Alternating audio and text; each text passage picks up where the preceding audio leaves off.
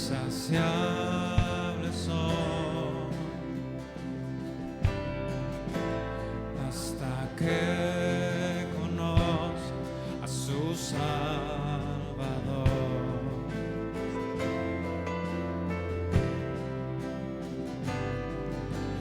Tal y como somos nos amó, hoy nos acercamos sin temor. Él es el agua que al beber nunca más tendremos sed. Jesucristo basta, Jesucristo basta. Mi castigo recibió y su herencia me entregó. Jesucristo basta, Jesucristo basta.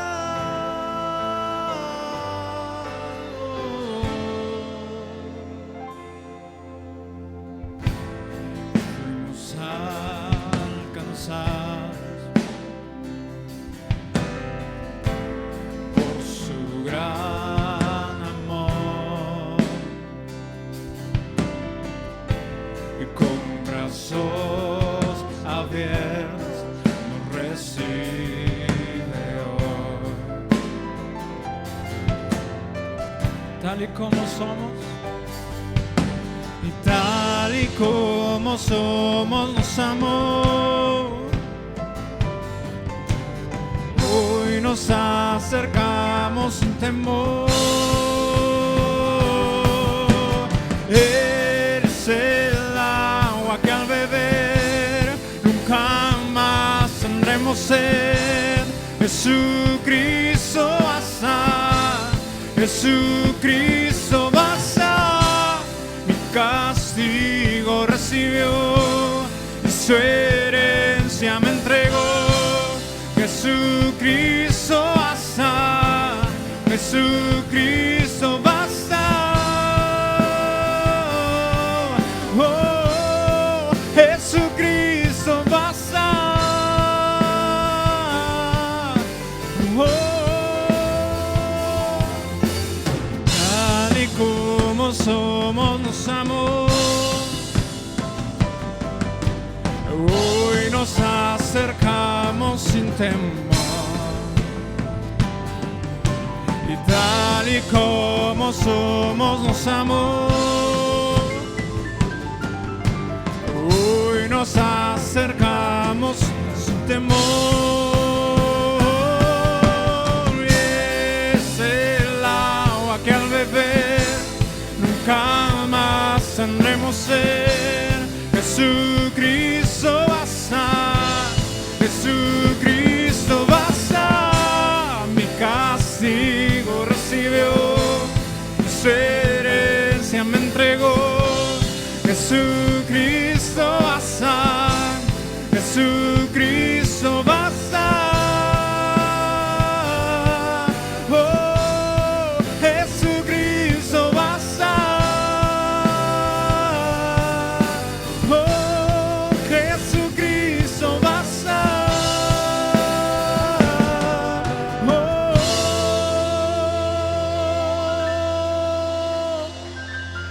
Jesucristo basta. Solo tú. Ahora hay un futuro,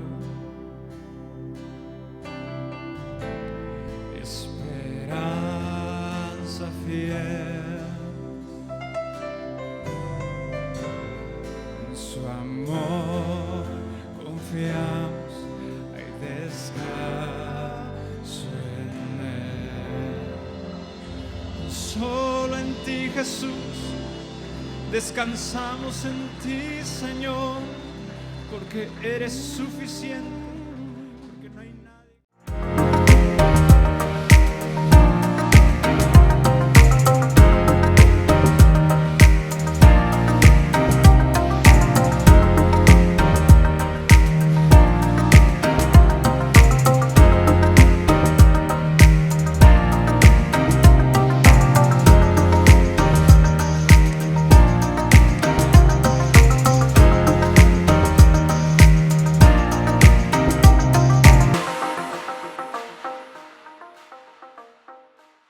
Amén. Bueno, vamos a dar gracias, Señor, gracias por este tiempo. Bendecimos tu nombre, Señor. Hemos venido, Señor, buscando tu sabiduría, tu palabra, Señor. Y te pedimos, Señor, que nos honres, Señor. Que nos regales la presencia de tu Espíritu Santo, Señor, este día. Gracias por todas y cada una, Señor, de tus bondades hacia nosotros. Y permítenos, Señor, ser buena tierra, Señor, para que el mensaje del día de hoy, Señor, sea una herramienta poderosa de vida, un arma poderosa, Señor, y que sea algo que transforme, Señor, nos lleve a otro nivel, Señor, en nuestra relación contigo, en la fe y como seres humanos. Padre, gracias este día en el nombre de Jesús. Amén. Hablábamos del capítulo 7 del libro del profeta Ezequiel. Yo quiero leerles un poco acerca de esto. A veces las profecías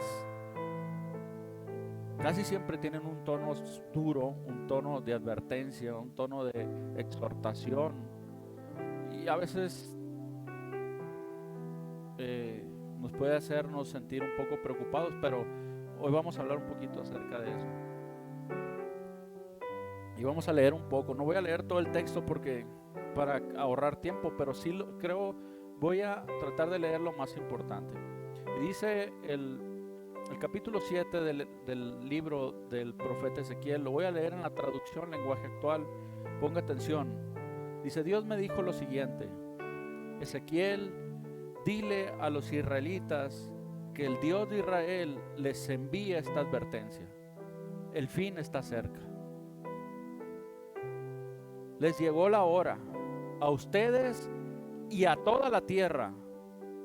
Voy a llamarlos a cuentas, descargaré mi enojo sobre ustedes y no les tendré ninguna compasión. Voy a castigarlos, voy a hacerlos sufrir las consecuencias de todos sus actos repugnantes. Así reconocerán que yo soy el Dios de Israel. Les aseguro que ya llegó su fin. Desgracia tras desgracia caerá sobre ustedes. Qué duras palabras, ¿verdad? Estamos escuchando. Les ha llegado la hora a los que viven en este país. Ha llegado el día de espanto. Se acabó la fiesta en las montañas. No quedaré satisfecho hasta haber calmado mi enojo contra ustedes. Voy a llamarlos a cuentas, voy a castigarlos, voy a hacerlos sufrir las consecuencias de todos sus actos repugnantes. Repite nuevamente. Así reconocerán que yo soy el Dios de Israel y que también sé castigar. Ha llegado el día, ha llegado la hora, porque por todas partes, fíjese bien y trate de traer estas palabras al tiempo presente. Por todas partes se ve orgullo y maldad. Crece la violencia y brota la maldad, pero de ustedes no quedará nada. Ni grandes ciudades, ni grandes riquezas. Ha llegado la hora, ha llegado el día, se acabó la alegría de los que compran y los que venden. Voy a castigar a estas multitudes.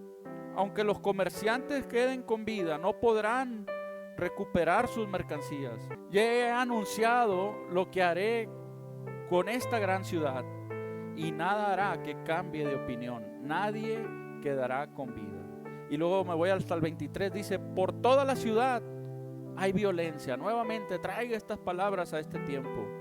Por todo el país se mata a la gente. Ezequiel, prepara las cadenas para arrastrar a los muertos. Pues voy a traer naciones malvadas para que los echen de sus casas.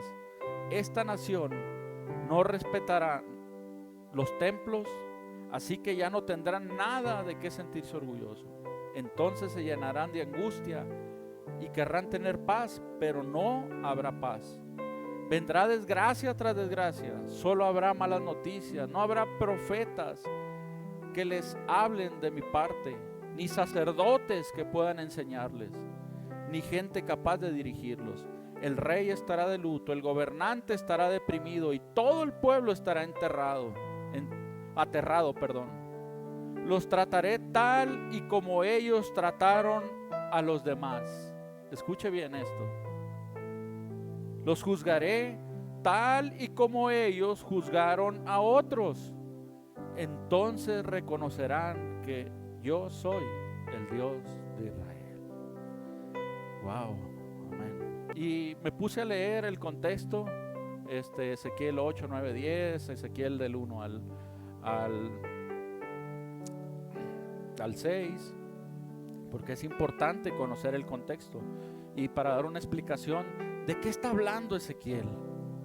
Bueno, Ezequiel en estas palabras está hablando específicamente al pueblo de Dios, al pueblo de Israel, y se trata de una advertencia. El fin del que hablaba se trata de la vida de plenitud que tenía el pueblo de Israel, de libertades, porque estaban a punto de ser dominados por los babilonios para ser llevados cautivos. Llegaron, los tomaron, les quitaron sus posesiones, destruyeron el templo del cual se sentía tan orgulloso y fueron llevados cautivos. Ezequiel y Jeremías fueron contemporáneos y los dos narran esta parte del exilio hacia Babilonia. Pero yo quiero leerles un comentario bíblico. Hay muchas herramientas las cuales nos pueden ayudar a entender el mensaje de Dios. Y yo quise estudiar esto primero antes de estar de acuerdo con el comentario bíblico, pero yo quiero leerles el comentario bíblico. ¿De qué se trata esto? ¿Y qué tiene que ver con nosotros ahora?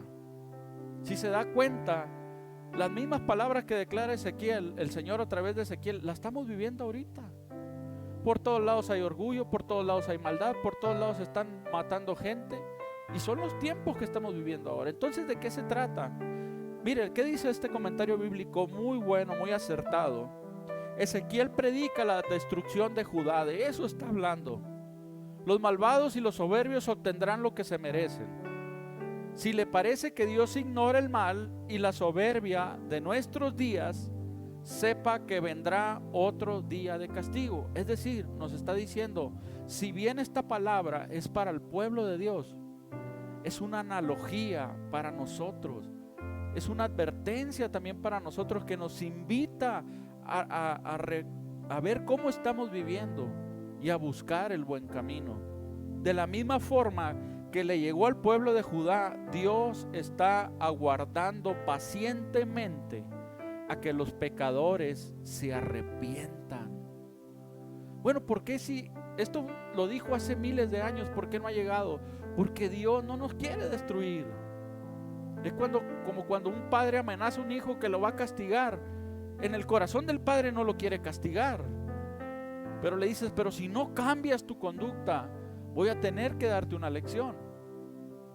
¿Qué dice la palabra en 2 de Pedro, capítulo 3, verso 9? Es un versículo muy conocido, pero ahí Pedro nos está dejando ver esto de lo que estamos hablando. Pero dice, no es que el Señor esté retardando su promesa, según algunos tienen por tardanza, sino que es paciente para ¿quién? Todos nosotros, queriendo que ninguno, ¿qué?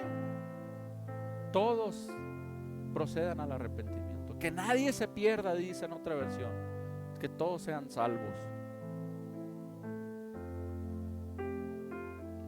Entonces dice, Él está esperando que se arrepientan, pero cuando venga el día, como le llegó a los hijos de Dios, dice, ninguno de ellos quedará. Fíjese lo que dice este comentario bíblico. Lo que usted decida ahora acerca de Dios determinará su destino. ¿Cuál es ese destino? Nosotros siempre pensamos en términos humanos y está bien, pero debemos de pensar en cosas eternas. ¿A dónde queremos estar en la eternidad? En ese momento, dice, la nación de Judá confiaba en su propia prosperidad, en sus posesiones, en vez de confiar en Dios. Por lo tanto, Dios planeó destruir la base de su prosperidad. Para los israelitas el templo significaba ellos como su amuleto, los que le permitían ser libres, los que permitían ser diferentes a los demás. Por eso Jesús dijo: ven este templo, yo lo voy a destruir, dice, y no quedará piedra sobre piedra. Vendrá el día. Él les habló de eso. Se había vuelto algo como un amuleto. Dice: cada vez que comencemos a confiar más en nuestros trabajos, en la economía, en el sistema político o en el poder militar para obtener seguridad, colocando a Dios en segundo término, estaremos en problemas. El pueblo de Dios permitió que su amor al dinero lo llevara al pecado, y por esto Dios lo destruirá. El dinero tiene el extraño poder de conducir a la gente hacia el pecado. Ponga atención en esto. Pablo dijo que raíz de todos los males es el amor. Ponga atención en la palabra amor al dinero. Cuán irónico es que usemos la riqueza, que es un regalo de Dios, para comprar cosas que nos apartan de Él. Cuán trágico es que desperdiciemos tanto dinero buscando satisfacción a nosotros mismos y tan poco tiempo buscando a Dios, la verdadera fuente de satisfacción. Dios dio al pueblo oro para decorar el templo, pero lo utilizaron para hacer ídolos. Los recursos que Dios nos da deben ser utilizados para realizar la obra y el propósito y la voluntad de Dios. Pero con demasiada frecuencia los consumimos para satisfacer nuestros propios deseos. Cuando abusamos de los dones de Dios o utilizamos los recursos con propósitos egoístas, nos perdemos el verdadero propósito que Dios tenía en mente. Esto es tan corto de vista como la idolatría. Y el tema del día de hoy se llama así: cortos de vista. Termino el comentario bíblico. El pueblo de Jerusalén se vanaglorió en sus construcciones. El templo mismo era una fuente de vanagloria. Esta soberbia sería aplastada cuando los malvados e impíos babilónicos destruyeron la casa y lugares santos de Jerusalén. Si usted está pasando por una experiencia difícil o humillante, es posible que Dios le esté empleando para eliminar la soberbia de su vida. Amén. Y literalmente esto es de lo que nos habla el capítulo 7 de Ezequiel. Es una invitación a poner a Dios en primer lugar, a hacer buen uso de su bendición, a sacar de nosotros toda idea de orgullo, toda idea de vanagloria. ¿Qué les decía hace unos días? Todo lo que hagas, que sea para Dios. Nada hagan por contienda ni por vanagloria. Comentábamos el domingo pasado, ¿se acuerdan? Entonces, ese es un mensaje. ¿Qué debemos de hacer? Si bien no lo debemos de tomar con temor, es decir, sentir que viene el castigo de Dios para nuestra vida, no, pero sí ocuparnos de esto. Yo creo que lo que leímos acerca de Ezequiel es un mensaje para la humanidad, para nosotros. A veces somos tan cortos de vista que no podemos ver y menos utilizar la bendición que Dios está poniendo en nuestras vidas, y nos obsesionamos en lo mismo. Entonces, estas palabras es un mensaje, aunque están muy duras, es un mensaje de amor de Dios hacia nosotros, diciendo: escúchame, escucha mi consejo, sigue mi palabra y obedéceme lo que yo te estoy pidiendo. Yo estaba leyendo Proverbios capítulo 4, verso 25 al 27, en la traducción Palabra de Dios para Todos. Y mire lo que dice aquí esta palabra: mira siempre hacia adelante. Fija tu mirada en lo que está frente a ti. Fíjate bien dónde pones los pies, y todos tus caminos serán seguros. No te desvíes a ningún lado, aparta tu pie del mal. Fíjese cómo Dios nos está hablando, abrir los ojos, a no dejarnos cegar a veces por solamente querer más. No estoy diciendo que sea malo, pero ese no debe ser el único objetivo o el principal objetivo de nuestra vida. ¿Qué es lo que creo que me está hablando el Señor con esto? Que aunque aun cuando parecen palabras duras, aun cuando parecen palabras serias, lo que creo que Dios me está diciendo con esto es que hay mucha gente que necesita escuchar ese mensaje. Hay mucha gente que tiene que entender que no es todo en la vida estar afanados y afanados y afanados, que no tiene caso a veces ponernos en riesgo, levantar contiendas solo por un poco más. Hay veces que sí vamos a tener que luchar, porque estamos enfrentando también ataques. Dios nos dé la sabiduría y la forma de hacer lo correcto. Pero ¿sabe qué puedo ver? Que el mundo cada día está más obsesionado y solamente pensando en eso. El más. Viejo, disfruta lo que tienes ahorita. Disfrútalo, vívelo. Si Dios tiene un propósito para tu vida y requieres mucho más, Dios te lo va a dar. Sé paciente. Ahorita vamos a hablar un poquito acerca de eso. Tenemos que aprender a abrir los ojos. ¿Qué es lo que ahorita tenemos por delante? Fíjese lo que dice Pedro en 2 de Pedro capítulo 1, verso 3 al 9. Dice el versículo 3: con su poder divino, Jesús nos ha dado todo lo que necesitamos para dedicar nuestra vida a Dios. Todo lo que tenemos, todo lo tenemos porque lo conocemos a Él, quien nos llamó por su gloria y excelencia. Así nos dio promesas preciosas y valiosas. Confiando en ellas, ustedes serán semejantes a Dios y podrán escapar del mundo. Fíjese qué tremendas palabras. ¿Qué nos está invitando la palabra? A creer y a confiar en las promesas de Dios. A no dejarnos obsesionar y a llevar por las cosas del mundo, porque el mundo es bien tentador. Dios obrará en cada uno de nosotros si confiamos en sus promesas. Confiando en ellas, ustedes serán semejantes a Dios y podrán escapar del mundo, el cual será destruido a causa de los malos deseos de los seres humanos. ¿Se fija cómo se empata con lo que decía Ezequiel? Pero sigue diciendo, como ya tienen esas promesas, esfuércense ahora por mejorar su vida. Ustedes ya tienen la promesa de Dios.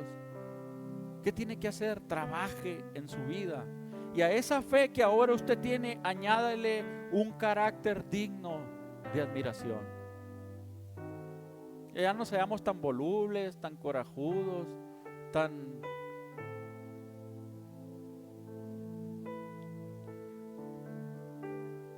Dice, al carácter digno de admiración, añádale conocimiento. Busque a Dios, su sabiduría, su palabra. ¿Qué dijo el profeta? Mi pueblo pereció. ¿Por qué? Porque les faltó conocimiento. Yo creo que este hombre nunca se dio la oportunidad de escuchar acerca de Dios.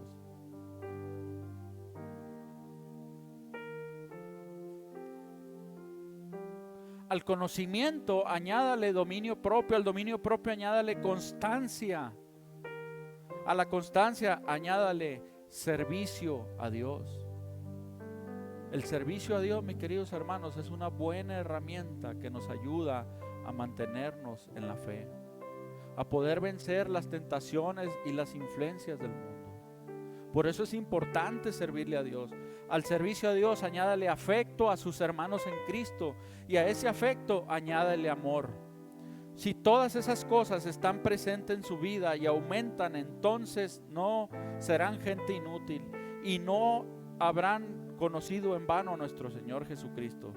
Si a alguien le falta esas cosas, entonces están tan cortos de vista que está ciego, y habrán olvidado que sus pecados fueron perdonados. En otras palabras, no podemos ver las bendiciones de Dios. Cuando nosotros estamos ciegos, no podemos ver todo lo bendecido que somos, y siempre estamos afanados y siempre estamos buscando otras cosas. Se nos acaban las ideas. Pero cuando nosotros nos dedicamos a mejorar nuestra vida, ¿con qué recomienda Pedro? Con un buen carácter, con conocimiento, con dominio propio, con servicio, con amor. Dice, entonces serán útiles.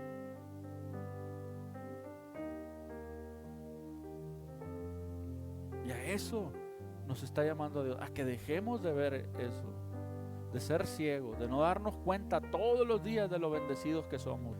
La palabra de Dios en Lucas 6:38 dice, fíjese, ponga atención cómo complementa esto, cómo se complementa la prosperidad. Vamos a hablar de eso. Dice el versículo 37, no juzgues a los demás y Dios no los juzgará. No condenen a los demás y Dios no los condenará. Perdonen y Dios los perdonará. Den a los demás y ustedes también recibirán. Se les dará una cantidad mayor a la que puedan contener en su regazo, a la que estén capacitados de recibir. En otras palabras, aunque se le haya agitado y apretado al máximo, siempre se rebosará, dice la palabra de Dios. Porque con la misma medida que ustedes midan a los demás, Dios los medirá a ustedes. ¿Se da cuenta? La palabra habla en sí misma de esa prosperidad. ¿Qué está diciendo esta palabra? Que lo primero, lo que está ahí arriba, eso es lo que garantiza que nuestra semilla dé fruto. Cuando nosotros no cuidamos de esas semillas que estamos sembrando, esa semilla no, tal vez no dé el fruto, o no dé el fruto al potencial para la cual fue sembrada. En 2 de Juan dice, estén pues alerta para que no echen a perder el fruto del esfuerzo que han hecho y reciban completa la paga. Sí, es cierto, Dios retribuye, Dios recompensa, pero tenemos lo que yo quiero decirles ahora, tenemos que cuidar esas siembras que nosotros hacemos, todo el esfuerzo que nosotros ponemos, todo lo que nosotros nos desprendemos, cómo cuidamos esa semilla. El tema es que yo quiero enseñarte a buscarlo de la manera correcta, hacerlo de la manera correcta.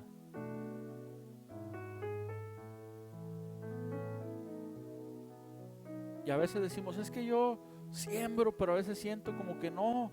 Bueno, hay que ser pacientes. Hay que ser pacientes. Y otra cosa muy importante, cuida tu siembra. Como dijo Pedro, estén pues alerta para que no echen a perder el fruto del esfuerzo que han hecho y reciban la paga completa. Jesús en cierta ocasión le dijo a los fariseos, dice, ustedes diezman, dan la 10ª parte de todo lo que tienen, aún de las plantas que tienen en su jardín. Le dijo, está bien, están sembrando, hay una promesa, no es una promesa, Es la naturaleza de Dios recompensar al generoso, al dador alegre. Pero les dice estas palabras, ponga atención. Le dice: ustedes dan a Dios la 10ª parte de todo lo que tienen, aún la menta, la ruda y todas las demás plantas que tienen en su jardín. Pero no tratan a la gente con justicia y no aman a Dios. Le dice: más bien hagan eso sin olvidar de hacer lo otro. Fíjense cómo Dios nos está hablando esta mañana y nos está diciendo: yo quiero bendecirte y mis promesas son reales. Y todo eso, ese bien que tú haces para los tuyos, para el prójimo, para el que no conoces, para la obra de Dios, todo eso no quedará sin recompensa. Pero debes de cuidar tu semilla. ¿Y cómo lo haces? Viviendo como Dios le agrada. Por eso lo que leímos ahorita empieza diciendo: no juzgues, no condenes, perdona. Y a veces nosotros sí somos generosos, pero también condenamos a la gente. O a veces la juzgamos cruelmente. Y dice el Señor: no, para que esa semilla dé todo su potencial, olvídate de eso, desecha eso. Por eso el Señor les dijo: sí, está bien que ustedes den todo eso, pero traten a la gente con justicia y amen a Dios. Más bien hagan eso sin olvidarse de hacer lo otro. Es complementar lo que estamos haciendo. Hermanos, es necesario que nosotros busquemos perfeccionarnos en Cristo. Como lo que leíamos ahorita, busquen mejorar su vida. Y a veces cuando decimos eso: ¿y cómo mejoramos nuestra vida? No, pues quiero vivir. Pensamos, ¿no?, que mejorar nuestra vida es vivir en una casa más grande, tener otro carro mejor, y decimos: sí, eso está bien, es mejorar nuestra vida. Pero ¿qué decía Pedro, lo que leíamos? No. Tengan un carácter digno, adquieran conocimiento, dominio propio, no juzguen a los demás, no condenen a los demás.